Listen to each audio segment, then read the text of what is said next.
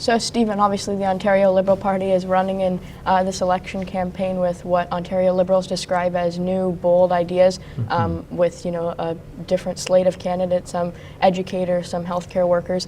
Speaking a little bit about, first off, just as a starting question, as to why you think that Ontarians should ultimately put their trust in the Ontario Liberal Party this time around, and why you think that the team of candidates that you're running are qualified to be MPPs after June 2nd. Well, that's a great question, and thanks very much again for doing this interview with me. I think you kind of hit the nail right on the head. When you look at the roster of candidates, the women and men who've stepped forward from every walk of life, they are people who bring a ton of new energy and dynamic energy and talent to the task that lies ahead for Ontario. Many have seen firsthand, because they are educators, they are hospital administrators, nurses, doctors, small business owners. Like, they've literally seen how the cuts and the chaos and the havoc of the Ford Conservatives over the past 4 years have made life so much more difficult for Ontario families. So they have a ton of passion, and it's that passion and experience that they brought to bear along with me to put together this new Ontario Liberal plan. We call it A Place to Grow. It is our platform. We launched it, weeks ago now. It's fully costed, it's forward-looking. It's a plan people can count on, because it's all spelled out there in black and white through all of the pages of that document about what we want to do, not in 4 years, not in 6 years, but starting literally on day one. And people in this province will be able to hold us accountable for what we're committing to. So again, all of that came about because of the hard work that this team put into building this. And so hard work is also one of the common threads that goes through everything that we do. Earning the trust of the people of this province takes hard work. And it takes consistent hard work, and this team of new candidates, they understand that, and that's what they're doing. And obviously back now, I believe this was a couple of months ago, but the Ontario Liberals made commitments as to a 4-day work week pilot project, things like that. Speak a little bit about what your plan specifically for what the Ontario Liberals describe as your plan for economic dignity, and what that plan will mean specifically for workers, and how the 4-day work week pilot project may be implemented if you were to form government. For sure, yeah. So economic dignity is something that I talked about a lot when I was running for leader of the party. It's one of the things that a primary motivator for me when I chose to run for leader. And it is it's one of the first things that we showcased in terms of our plan in this election. It was back in late March where I think I announced our plan for economic dignity, and it was last October when I highlighted that we would take a look at a 4-day work week demonstration project. And I tell a story about how a generation ago, my dad's dad came here from Italy in 1951. He was working as a construction laborer. He was on the job, really, really tough, dirty and dangerous work, underground sewer, water and main construction in the early 50s. Anyway, there was the collapse of the site that he was on. He was badly injured, broke his hip, broke many of his ribs, and he was sort of stuck because of that injury, walking with a really brutal limp for the rest of his life. But his boss decided to keep him on the company payroll despite the injuries, so that he could become a handyman at their company office. So I tell that story because I say, my grandfather, though he was a very hard worker, he had a bit of a stroke of good luck. His boss sort of gave him that chance. The reason I tie this back into economic dignity is because I don't believe that economic dignity, that chance to keep earning a paycheck and supporting yourself and your family, should be based on luck. I think if you show up in this province and you work hard and you do your part, the government at Queen's Park needs to have your back. That's why we talk about taking a look at the modern version of work, the modern definition of work, to see if we need to modernize that and reform it. That's the reason for the 4-day work week demonstration project. But in the rest of our economic dignity plan, we talk about raising the minimum wage to $16 an hour, and then preparing for what I like to call a regionally adjusted living wage. Because if you show up again and do your part, and you deliver that honest day's work, you should be able to support yourself and your family. And so we need to take a look at a living wage rather than a minimum wage. We talk about returning a real paid sick leave program so workers can stay home if they're feeling unwell and support themselves still at the same time. And then portable benefits. So we know that 30 to 40% of Ontario workers don't have prescription drug coverage or dental health care or mental health care. So we want to create a portable benefits package so that workers actually get to keep their benefits regardless of how many different working scenarios or employment situations they end up in through life, because the benefits are attached to the worker. So that gives a real floor of support beneath all of our workers and their families that they can stand on. So economic dignity is really important to me personally. And obviously, the issue of banning handguns with the event that happened in Texas, the horrific event that happened in Texas yesterday, is obviously a conversation that many people are having now. To what extent that may happen. Speak a little bit about how the pledge of the Ontario Liberals to ban handguns may help with that, and furthermore the difference between legal and illegal items, and because in many cases these types of people are using illegal items. It is true. I mean, first of all, I don't think any one of us has kind of the words to adequately kind of speak to or convey. You said horrific, you're right about this. Just what took place in Texas is, I mean, it's beyond words. Like I just can't imagine what those families are going through, what the rest of that community is going through. It's another sad chapter in a long story. Yes, in the US, sadly in Canada from time to time, too often, and in other parts of the world.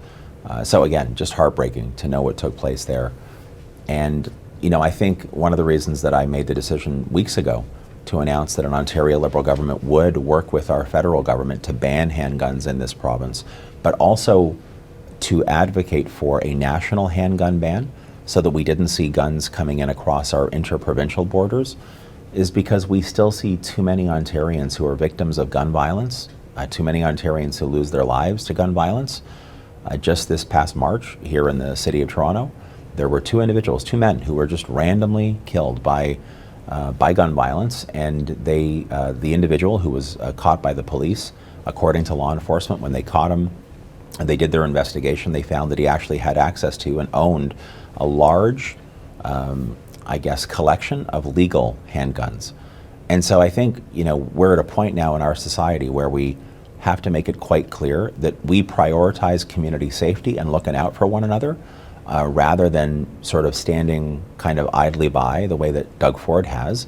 He's consistently refused to do anything or lift a finger to try and restrict or deal with the federal government, work with them on things like a handgun ban. And I think that's deeply, deeply disappointing in light of what we see taking place. Carjackings, for example, here in the province, many at gunpoint. That's not good enough. So I'm really proud of the fact that we've taken a strong stand here. And we're also excited because for the first time ever, we have a federal government that wants to partner with the provinces and the territories to actually do this kind of work. And on education, one of the biggest commitments of the Ontario Liberal platform is to cancel Highway 413 and reinvest that $10 billion into public education. Right. One thing that a lot of people are concerned about, though, people who commute back and forth to work every day. Speak a little bit about what kind of process was put into the platform to take into account, because obviously canceling Highway 413, there's still some people who have to commute long times on a daily basis. Is canceling Highway 413 going to make that situation worse? Well, think about it this way. So I'm 48 right now. I'll be 49 in a few weeks. And when you think about how long, this is assuming that Doug Ford gets his way, and he starts building and ultimately builds Highway 413. And I'm saying this as a former transportation minister. It would take somewhere between 10 and 15 years to complete that highway. It's 60 kilometers. The land is not owned by the government. It's very expensive land that you and I as taxpayers would have to buy. It takes a long time to deal with procurement and then construction and getting all the approvals in place. So my estimate is 10 to 15 years before a highway like that would be open. I'll be 49 in July. That means I would be eligible to collect my Canada pension, my CPP, before any car would be able to drive on that highway. That's not congestion relief. That's not a plan to deal with traffic gridlock. People do need relief from congestion on our roads, but they need it now, not in 10 years or 15 years. When I was transportation minister, I stopped this highway the first time. I did appoint an independent panel of experts, 3 people who took a look at the plan to build the 413, and they reported back to me unanimously that if built at a cost, again, of north of $10 billion, that highway would likely only save a small handful of commuters mere seconds on their daily trip, on their daily commute. So imagine this, Wyatt, right? $10+ billion, 10 to 15 years to save a few hundred drivers 30 to 40 seconds on their daily commute. It is a horrible, reckless idea, and I was so proud that we stopped it and then killed it the first time. Doug Ford and the Conservatives brought it back. I think they brought it back because we think they brought it back because a lot of their strongest and wealthiest political donors really want that highway built. But that's not why you spend or invest $10 billion. You don't do that just to reward some of your political buddies or your donors. So Ontario Liberals will cancel that highway. We will invest that money, as you mentioned, on building new schools, repairing schools right across the province. But we're also going to deliver on Buck a Ride province-wide, $1 transit fares, which we estimate will take 400,000 cars off our roads and highways. And we're going to do that within 100 days. So imagine what kind of congestion relief people will get, motorists will get, when there are 400,000 cars taken off our roads. And we're going to do that within 100 days, rather than Doug Ford's ridiculous highway that's going to take 10 to 15 years, cost a lot of money, and not actually help people.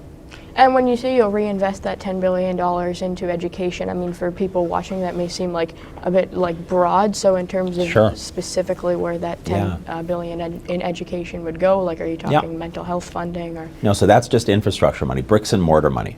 So right now, if you look at the Ministry of Education's budget for the next 5 years, I think it's called a capital budget, right? Like that's what government calls it. So it's like the state of good repair, the physical structures of the buildings. Right now, I think the Ministry of Education's next 5-year capital plan is $14 billion over those 5 years. This would be Ontario Liberals taking another $10 billion over and above the base funding of $14. $10 billion so that we can make sure that windows in our classrooms can actually open and close. You know, I discovered, not in my daughter's schools, because their schools are actually relatively in good shape, you know, but I discovered talking to teachers that during a pandemic, when we know that the virus is being transmitting through the air, that many teachers weren't able to open and close the windows in their classrooms. We know that ventilation systems and air conditioning and the rest of it's not where it needs to be in many of the schools that we have. So the air, again, hasn't always been safe to breathe.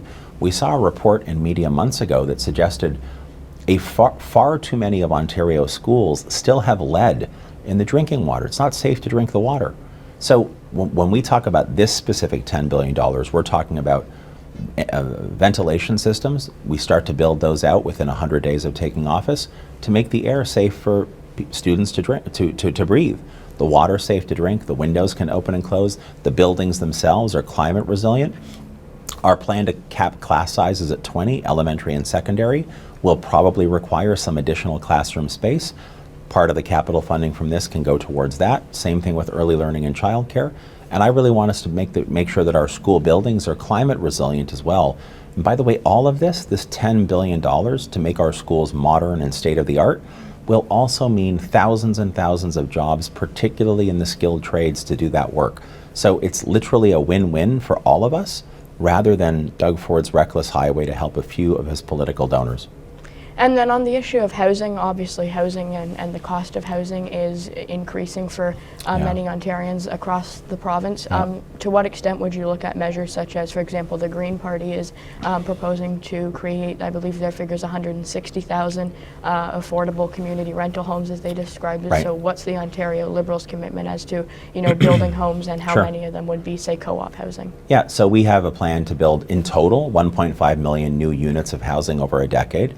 We think that will go a long way to helping solve the affordability crisis, because that's also, it's a bit of a supply issue, or a big supply issue.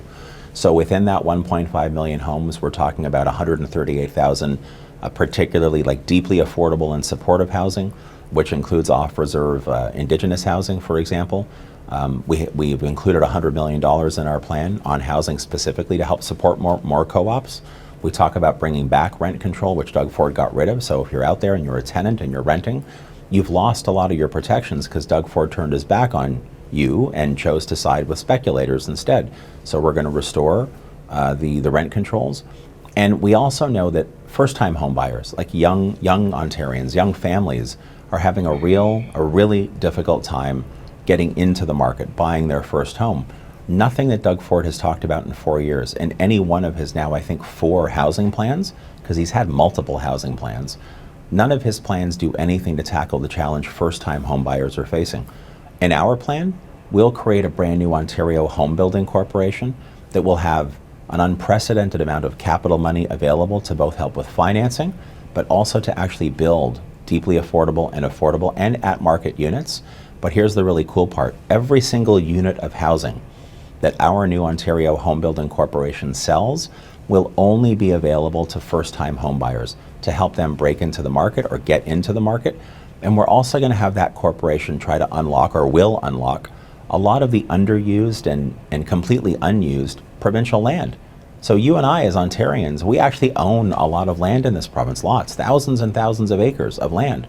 Much of it is sitting there either underused or not used, like underused or unused. Well, we're in the midst of a housing affordability crisis. We need to get units of housing, all forms of housing, built. And so our home building corporation will go in there, unlock that land, start to build, and then again, first-time home buyers will benefit directly. So it's a very comprehensive plan that will help confront the housing affordability crisis head on. And then just as a second to last question on the carbon pricing pollution plan of the federal government, to what extent, if you're elected as Premier and if the Ontario Liberal Party is elected as Premier, to what extent would that be part of your plan to fight climate change, and would you sign on, and to what extent to the federal government's carbon pricing for plan? sure. So our plan, which again is it's comprehensive, it's our plan around sustainability. We would have Ontario, we're setting a target and we will achieve a target of being 50% below 2005 GHG levels by 2030 and being fully net zero by 2050. So we know that the federal government, because Doug Ford got rid of cap and trade and then spent 4 years fighting the federal government, wasting millions of your tax dollars and mine, trying to fight the climate science. I think earlier this week, Doug Ford made comments that make it quite clear that he is a climate change denier. I mean, anybody who's in the position of Premier who says that building more highways will help deal with climate change is either he just doesn't get it. He doesn't believe in the climate science at all, and that's evident from the way he's behaved over the past 4 years. So there is a federal price on carbon in this province. It will remain in place, but in our plan, we're going to take a look at what's called the emissions, the EPS. And the EPS is what gets applied to the largest industrial emitters that we have. This was created by the current Conservative government in Ontario, the Emissions Performance Standard, and we're going to toughen it. So that's going to bring in more revenue to government. But then again, here's the cool part. We're not keeping that money. We're going to have that money go back out to those very same industries, be reinvested in them, like, for example, the cement industry and the petroleum industry, to help them transition to a cleaner, greener, and more sustainable future and create thousands of new green jobs. So our plan, again, very thoughtful, very responsible, fully costed, and we will be net zero by 2050, working with the federal government and municipal partners to confront the climate crisis. And then finally, just on, obviously, you hear a lot about kind of the new Ontario Liberal team and with its new candidates, et cetera. So to what extent would you, say to someone who's still on the fence as to who to vote for about why the Ontario Liberal Party should be an option that they consider, and what about to someone who's, I guess maybe concerned would be the word, as to some past Ontario Liberal governments? Well, look, I think the last 4 years have been really tough for a lot of Ontario families, in particular the last two. And I've watched obviously closely as Doug Ford brought down a budget, then we started an election campaign. I've listened to him talk. I stood on stage with him during the leaders' debate. And when I listen to Doug Ford talk, it's like he doesn't want to acknowledge the past 2 years even happened. Like there's no acknowledgement that so many in this province are still struggling and need help. I always say Ontarians are very strong and resilient, and we are, but when you need help, it is a leader or a premier's job to be there, to stand up for the people, to actually have their back. And Doug Ford wants to pretend that everything is just okay and kind of skate past the past 2 years and just presume everything will be fine. When I look at our plan and I look at our team, and it is, again, a new team, it is a very strong, forward-looking and fair plan. We call it a place to grow, again. It's a plan that I'm really proud of. It actually addresses the struggle that Ontarians are facing. And I think there are a lot of current and future challenges that we face as a province. I believe elections are about the future. I don't think most Ontarians spend their time in the past looking in the rearview mirror. I know that both Mr. Ford and Ms. Horvath want to spend a lot of time pretending this is the 2018 election, but it's not. We've been through a really, really tough 4 years, in particular the last two, so we need new energy and we need new experience and new talent, and a plan that, again, is forward-looking, will actually help people in this province, and is responsible because it's fully costed and will be delivered competently, again, not in 4 years, not with empty words, not with rhetoric, but real hard work starting on day one.